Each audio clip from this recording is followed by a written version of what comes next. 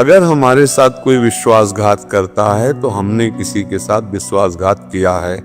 हमारा पक्की बात मान लेना, आप संशय मत करना, क्योंकि अगर हमारे द्वारा कर्म नहीं बिगड़ा है तो हमारे साथ कोई कर्म बिगाड़ नहीं सकता। इसीलिए कहा जाता है अपने कर्मों को सुधारो। हमारे साथ विश्वासघात आज हो रहा है और हम कल को भूल चुके हैं, लेकिन कल हमने उसके साथ विश्वासघात किया था, तभी वो हमारे साथ विश्वासघात कर रहा है, पक्का समझो।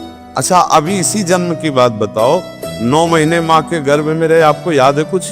तो फिर पीछे के कर्म का कैसे याद होगा तुम्हें? जब इसी जन्म का याद नहीं तो मानना पड़ेगा, बिना कर्म के हमें कोई सुख दुख नहीं दे सकता। आप देखो, एक किसान फसल बोता है तो 4-5 महीना लगता है भैया। एक आदमी कत्ल करता है तो उसको 2-4-6 महीने लगते हैं न्यायाधीश को सजा देने के लिए। तो ये सरकारी काम है। अब आपका कोई बेईमानी की हो, तत्काल उसका एक्सीडेंट हो गया, हाथ पैर टूट गया, तो आप समझते हो कि आप क्या करने? नहीं, उसका वो कर्म संयोग चल रहा है। तुम्हारा कर्म संयोग तुमको भुगतना, उसका कर्म संयोग। इन बातों को कोई समझता नहीं ना, ये अध्यात्म का विषय है।